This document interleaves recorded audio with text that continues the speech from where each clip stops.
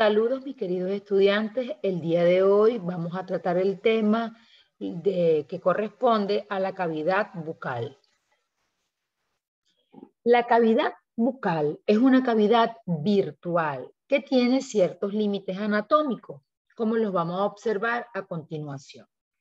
En la parte superior está limitada por lo que sería el paladar duro, luego el paladar blando, la parte de la faringe. En las partes laterales tiene como límite la zona yugal o las mejillas. Luego hacia abajo tendría piso de boca y hacia la parte anterior los labios. Existe acá la zona vestibular, la cual se va a presentar por la presencia de las caras vestibulares de todos los dientes y lo que sería la zona yugal y los labios. Es lo que correspondería a la zona vestibular. Toda la cavidad bucal va a estar recubierta de una mucosa bucal. Toda mucosa tiene en su constitución tres elementos. El primero de ellos, el epitelio, la cual siempre descansa sobre una membrana basal, y el segundo de ellos, la lámina propia o corión, que sería este tejido conectivo subyacente responsable de la nutrición. En otros casos, aparte de la presencia de el epitelio, membrana basal y lámina propia o corión, podemos encontrar una submucosa, es decir, un tejido conectivo que va a estar ubicado por debajo o subyacente a la lámina propia, que generalmente lo que da al ojo es a glándulas salivales y tejido graso. Dentro de la cavidad bucal vamos a encontrar la presencia de tres tipos de epitelios, pero lo que comparten en común es que son todos planos estratificados. Unos van a ser queratinizados, otros paraqueratinizados y otros no queratinizados. Pero de manera general, el epitelio que recubre toda la cavidad oral será un epitelio plano estratificado. Y dependiendo de su ubicación anatómica o histotopográfica, podrá ser queratinizado, paraqueratinizado o no queratinizado. Acá tenemos el epitelio plano estratificado queratinizado, en el cual en su capa más superficial vamos a conseguir una capa gruesa de queratina. Luego tenemos acá el epitelio estratificado con muchas capas de células, la membrana basal y por debajo lo que corresponde a la lámina propia o corión. Luego acá tenemos el epitelio plano estratificado paraqueratinizado, en donde en su capa de queratina todavía vamos a observar algunos núcleos dentro de la célula, cosa que no se observa en los epitelios queratinizados, en el cual ya la última capa de células es una escama acidófila llena de queratina su citoplasma. En cambio, en el paraqueratinizado vamos a encontrar un citoplasma que tiene un núcleo picnótico pequeño, muy reducido de tamaño, y vamos a encontrar que tiene ciertos organelos parcialmente lisados. Y por último, encontramos el plano estratificado no queratinizado, un epitelio que ofrece un revestimiento resistente, pero que no tiene queratina en su capa más superficial. Dentro del epitelio estratificado, nosotros vamos a conseguir dos tipos de población.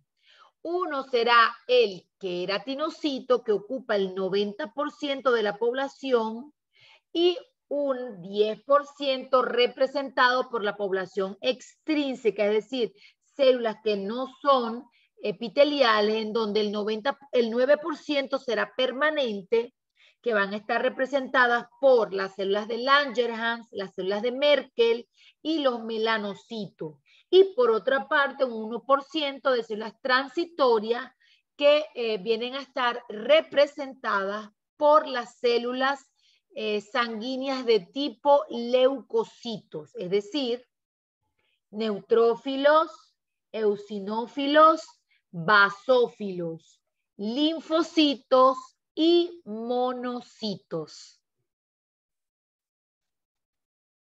Acá tenemos lo que sería un epitelio plano estratificado, queratinizado, con sus diferentes capas o estratos, en donde podemos observar en la parte más profunda, como vemos acá, lo que corresponde a el estrato o capa basal. Por encima tenemos otras varias hileras de células que van a representar el estrato espinoso. Luego tenemos al estrato granuloso y en la parte más superficial al estrato córneo. Vamos a ver qué es lo que vamos a observar en cada uno de estos estratos o capas. El estrato basal o germinativo va a ser esa capa única de células de forma cúbicas o cilíndricas muy bajas, las cuales van a estar unidas entre sí a través de los complejos de unión de las células epiteliales. Ella va a ser la responsable de formar las nuevas células, es decir, por mitosis, estas células se van a dividir y van a formar las células que se van a ir exfoliando o que se van a ir perdiendo. Tienen un metabolismo activo, por lo cual tienen un citoplasma basófilo. El núcleo lo vamos a encontrar de forma redonda u oval y van a ser responsables también de formar parte de lo que es la membrana basal, que es la estructura a través de la cual se conecta el epitelio con la lámina propia. Ella va a estar conectada a través de los hemidesmosomas.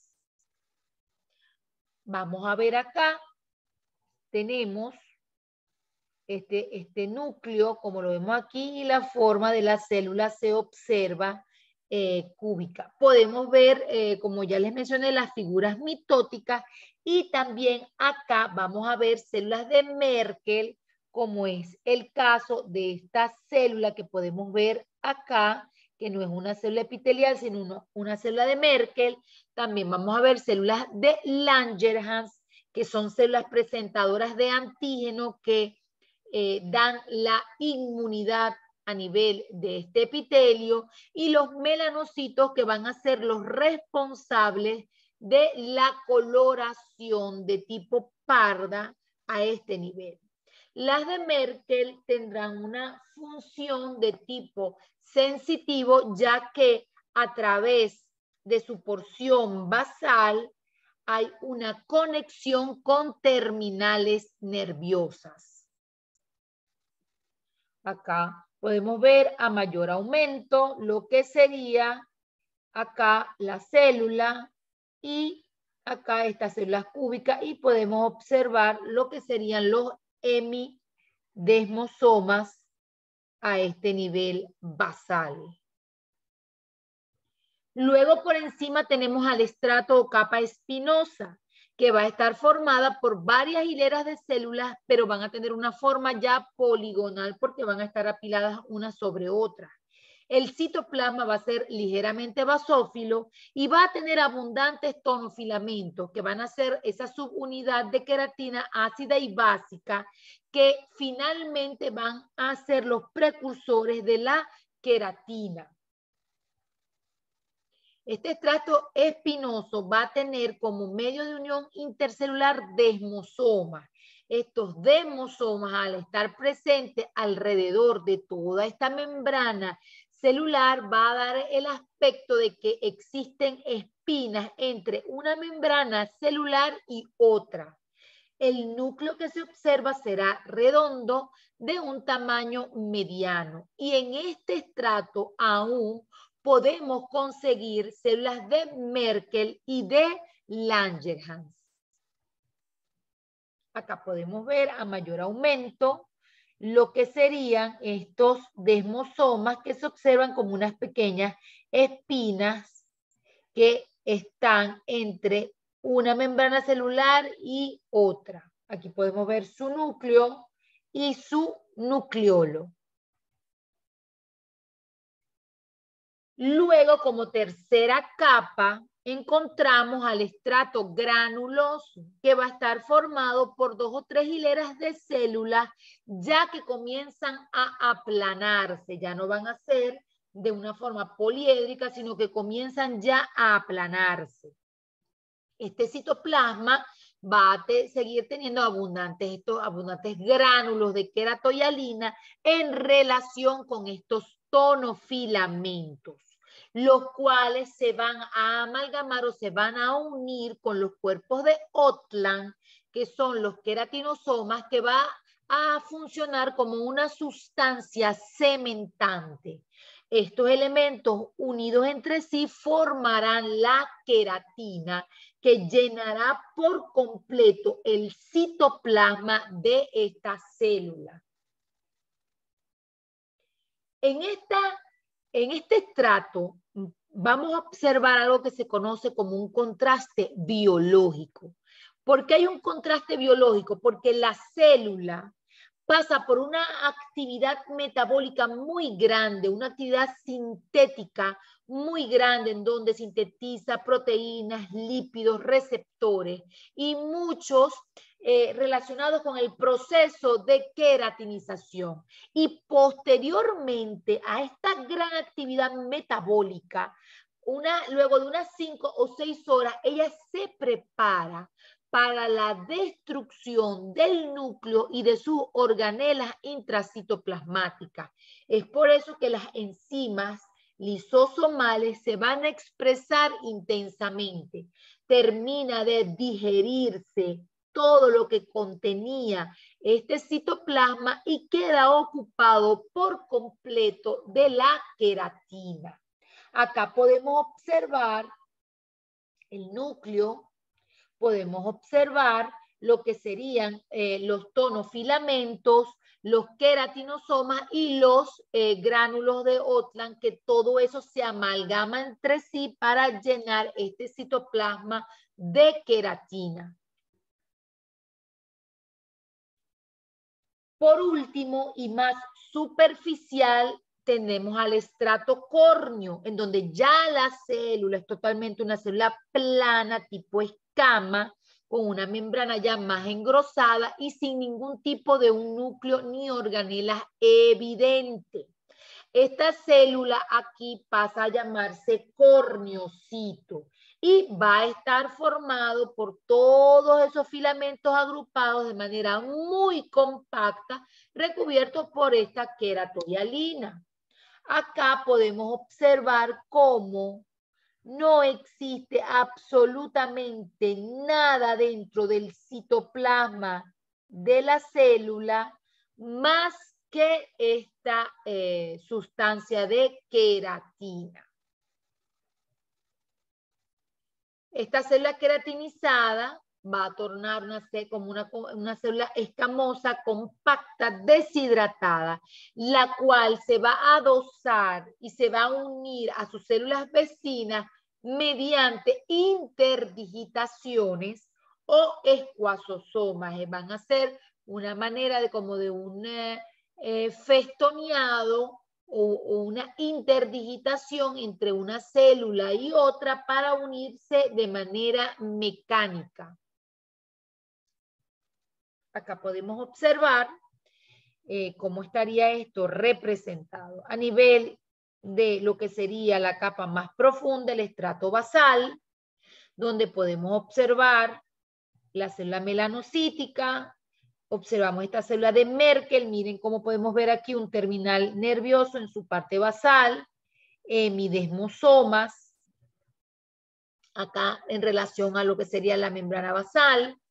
Luego acá tenemos a las células poliédricas correspondientes al estrato espinoso. Fíjense cómo tiene toda esta cantidad de desmosomas que unen una célula vecina con otra.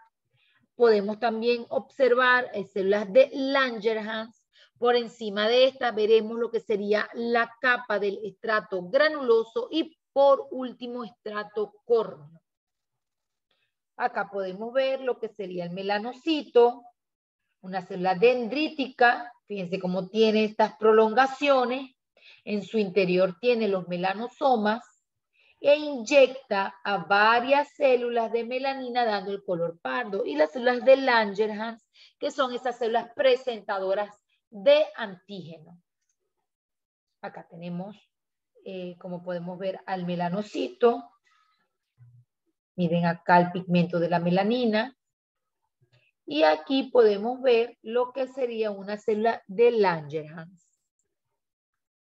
Acá tenemos a la célula de Merkel, ¿okay?, que es la que estaría relacionada con la sensibilidad.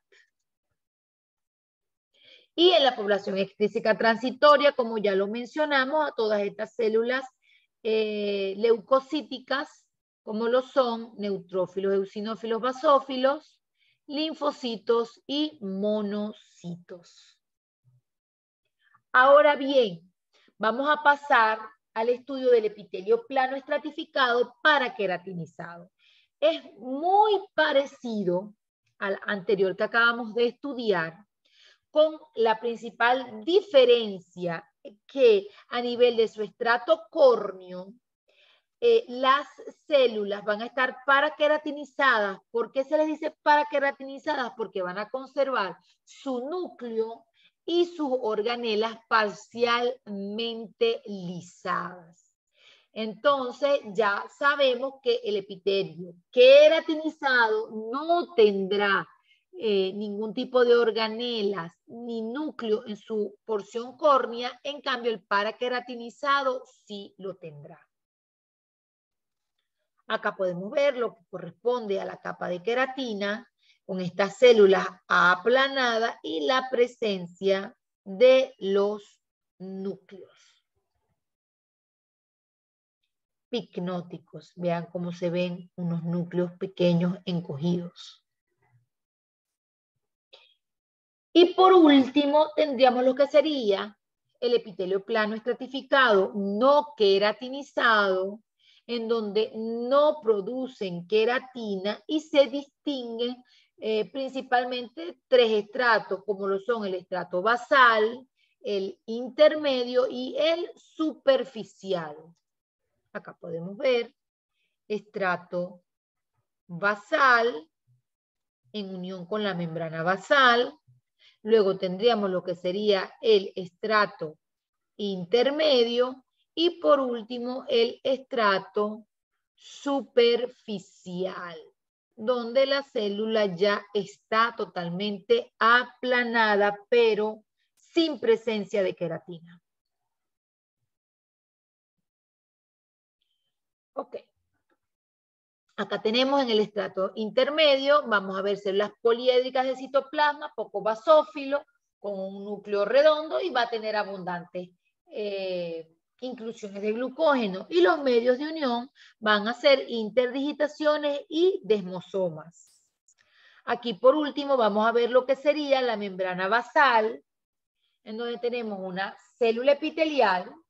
Luego, la membrana de esa célula epitelial de lo que sería o corresponde al estrato basal, y por debajo tenemos a lo que es la membrana basal, en las cuales podemos distinguir dos láminas. Una primera lámina llamada lámina basal y constituida principalmente por lo que son las células epiteliales, y luego una lámina reticular por debajo, constituida principalmente por lo que es la lámina propia o corio. Acá podemos ver lo que sería esta célula epitelial para la parte superior con su membrana celular, acá lo que sería la lámina lúcida que pertenece a la lámina basal. Luego tendríamos por debajo a la lámina densa que tiene varias proteínas presentes como lo son la laminina, el perlecano, colágeno tipo 4, la entactina, y luego por debajo, en la parte más inferior, como está acá, vemos lo que sería la lámina reticular, en donde vamos a observar colágeno tipo 1 y tipo 3.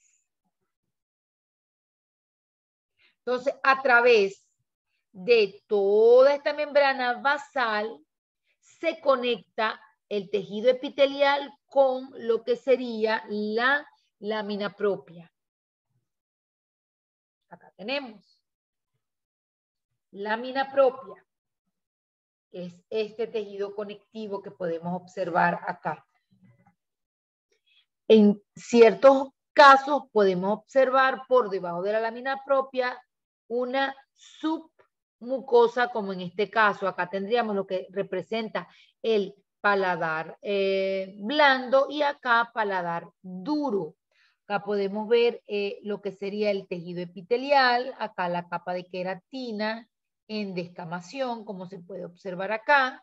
Acá tendríamos lo que sería la lámina propia o corio. Acá tendríamos una submucosa y aquí tendríamos el hueso de la apófisis palatina. Acá tendríamos paladar blando, epitelio, como lo podemos ver acá. En este caso era queratinizado, acá es no queratinizado. Luego acá tenemos lo que es la lámina propia, submucosa, capa muscular y porción nasal. Hay una histofisiología de la mucosa bucal en donde ella nos va a proporcionar la movilidad para el lenguaje, para poder hablar, para poder masticar, sensibilidad porque tiene grandes terminaciones nerviosas, digestión porque aquí durante la masticación y el conjunto de enzimas que presentes en la saliva se da la primera digestión, y recordemos que la cavidad bucal es la primera porción de nuestro aparato digestivo. Absorción, porque es una mucosa que, por ejemplo, a nivel de lo que está representado por el piso de boca, tiene un epitelio muy delgado y está grandemente irrigado y la absorción es muy grande. Y excreción, por ejemplo, a nivel de lo que serían la excreción de la saliva, tanto de la saliva que está producida por las glándulas salivales mayores y las menores. Hay una clasificación histotopográfica, es decir, de dónde está ubicada esta mucosa, y funcional de la mucosa, en donde observamos tres tipos. Una de revestimiento, donde su función, como su propio nombre lo dice, es revestir y proteger. Una masticatoria, que es la que va a estar más en contacto con los alimentos durante la masticación y será una mucosa con un epitelio más resistente, por lo cual será queratinizado y paraqueratinizado, y una especializada representada por la lengua, en donde dentro del epitelio que está recubriendo la lengua encontramos unos corpúsculos llamados corpúsculos gustativos y nos dará el sentido del gusto. Mucosa de revestimiento, vamos a ver dónde está ubicada. Acá la tenemos en lo que sería la zona roja o vermellón de los labios. Acá tenemos un corte de labios, viéndolo desde lo que sería la parte interna del labio y aquí lo que sería la parte de la piel. Entonces, vemos acá la presencia del epitelio, luego tenemos membrana basal, lámina propia, una submucosa con las glándulas salivales menores de los labios, músculo estriado en su porción central y luego acá tendríamos lo que corresponde a lo que sería la parte de piel y aquí podemos observar un folículo piloso. Acá tenemos otro corte en donde tenemos acá este epitelio plano estratificado, no queratinizado, membrana basal, lámina propia, submucosa con estas glándulas salivares y tejido muscular estriado. Aquí tenemos las mejillas que siguen compartiendo esta misma mucosa de revestimiento. Fíjense cómo se observa en una mucosa lisa, brillante, donde tenemos un epitelio plano estratificado, no queratinizado. Fíjense, un epitelio bastante, con muchas capas de células. Luego tenemos por debajo lo que corresponde a la lámina propia, submucosa y sus glándulas. Y acá el tejido muscular. Piso de boca y superficie ventral de la lengua. Piso de boca, superficie ventral de lengua. También sigue siendo un epitelio plano estratificado no queratinizado.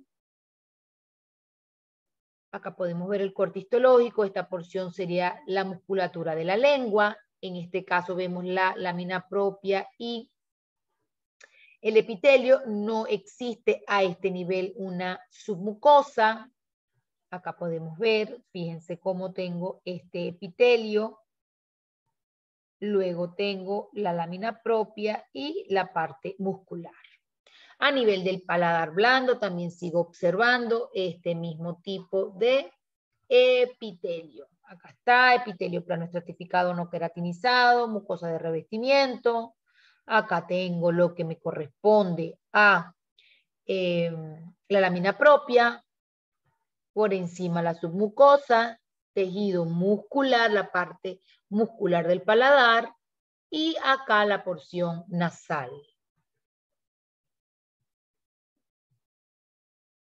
Mucosa de revestimiento, submucosa, músculo y superficie nasal. Ahora vamos a ver lo que sería la mucosa masticatoria y está formada por el paladar duro y la encía. Acá podemos ver, como tenemos acá este epitelio, acá tenemos lo que es lámina propia y de una vez pasamos a tejido óseo. También carece de submucosa. Acá también podemos observar muy bien las estructuras que se llaman crestas epiteliales, que son estas entrantes hacia el tejido conectivo subyacente o hacia la lámina propia, y estas entrantes de este tejido conectivo hacia el epitelio, que se llaman papilas coriales. Papilas coriales, crestas epiteliales.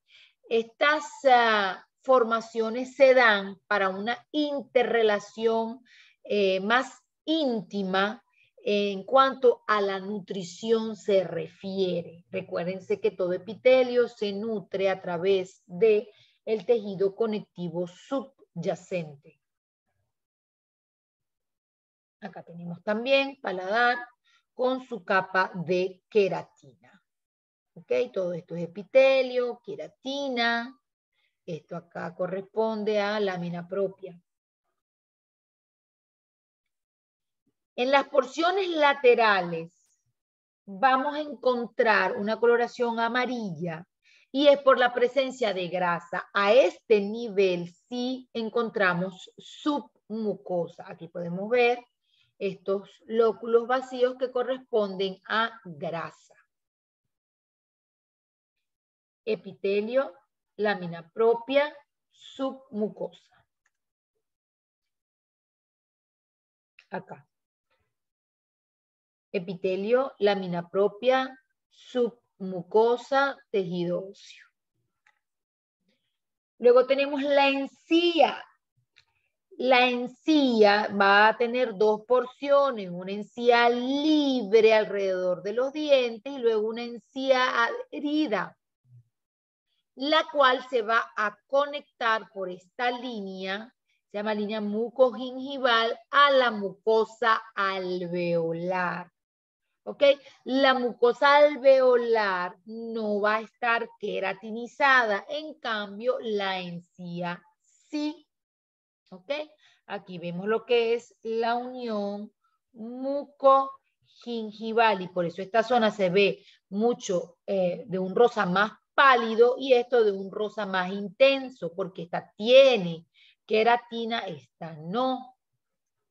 Aquí podemos ver lo que sería la unión a este nivel mucogingival. Vean acá cómo se observa la capa de queratina con este epitelio y acá ya no está la capa. Bien, acá tenemos lo que sería, fíjense, encía adherida, donde vemos acá células epiteliales, vean acá crestas epiteliales, papilas coriales, ¿ok? En la parte subyacente tendríamos a lo que sería el hueso alveolar y aquí el cambio, ¿ok? De acá. Fíjense. Vean la capa de paraqueratina, como podemos observar estos núcleos picnóticos muy chiquiticos y por eso sabemos que es paraqueratina. Aquí en la encía libre podemos ver igualmente esto que serían crestas epiteliales, papilas coriales, ¿bien? Y acá podemos replicar lo que sería la misma imagen. Acá vemos otra vez otro corte de unión dentogingival, donde sabemos que en la porción superior vamos a tener la corona, ¿ok? La parte recubierta por esmalte, luego en la parte central dentina, en la parte radicular cemento, y podemos ver aquí cómo está toda esta encía, ¿ok? Esta parte superior pertenece a lo que es la encía libre.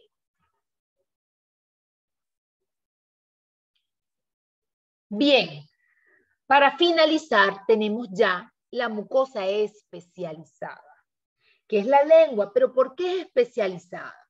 Porque va a ser a nivel de esta mucosa donde vamos a encontrar dentro de las papilas unos corpúsculos llamados corpúsculos gustativos.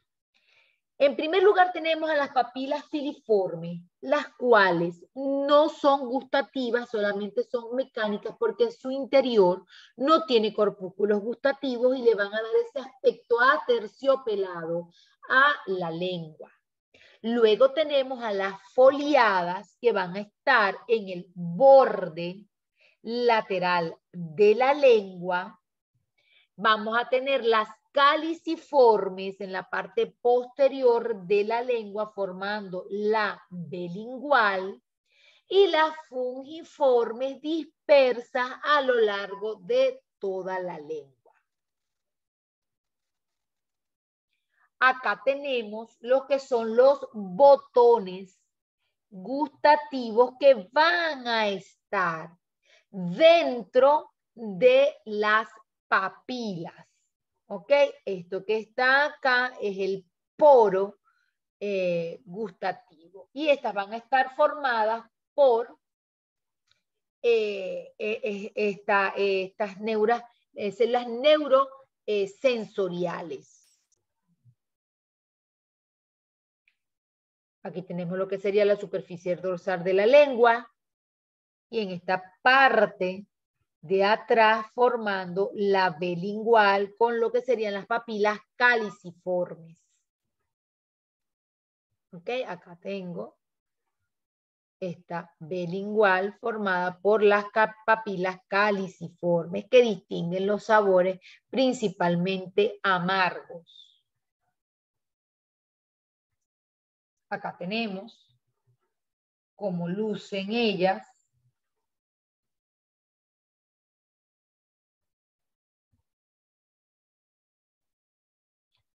Acá tenemos su epitelio, fíjense, esto es una papila, vean cómo es esta proyección completa.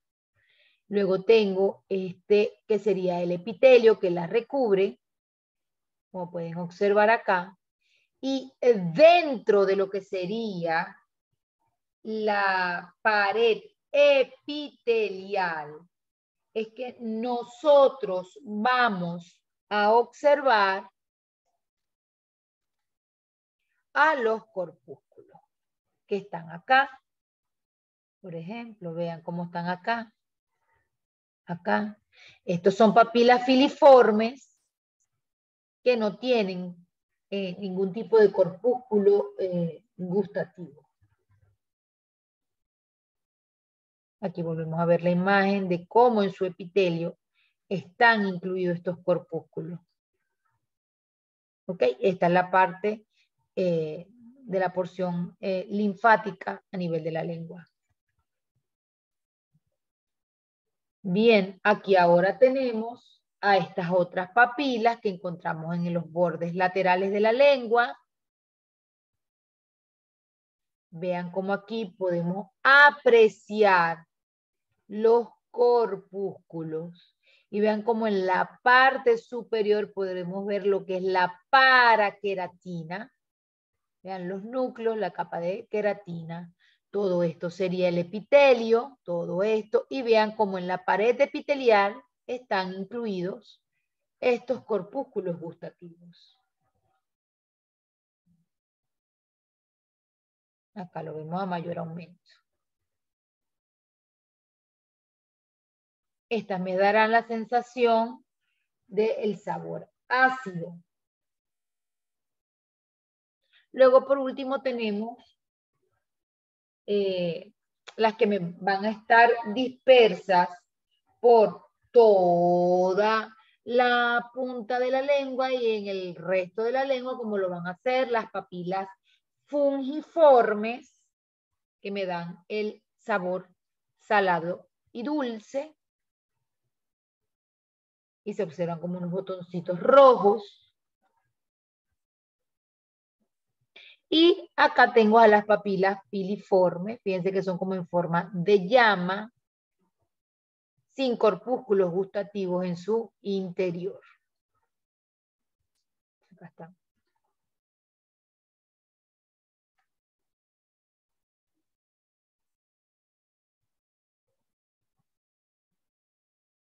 Vean acá cómo podemos ver la filiforme. Y tenemos lo que sería el músculo lingual y la lámina propia.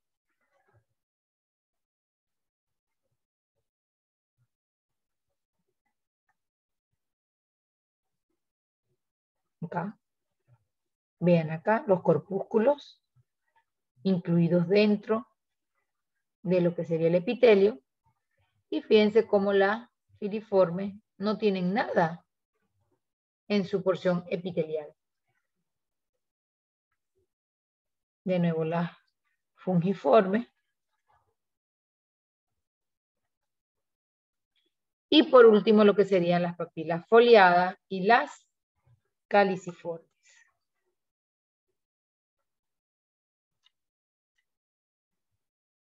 De igual manera podemos ver aquí lo que son sus corpúsculos a este nivel, como en los surcos de la papila. Bien, con esto hemos dado fin al tema correspondiente de lo que sería la mucosa bucal, la cual puede dar asiento a diversas patologías, como lo van a hacer vesículas, úlceras, hiperkeratosis, disqueratosis, displasias, ¿ok? Y es importante conocer muy bien la anatomía de esta región para poder distinguir entre una estructura normal y una estructura patológica. Nos vemos entonces en los siguientes temas. Hasta luego, me despido de ustedes.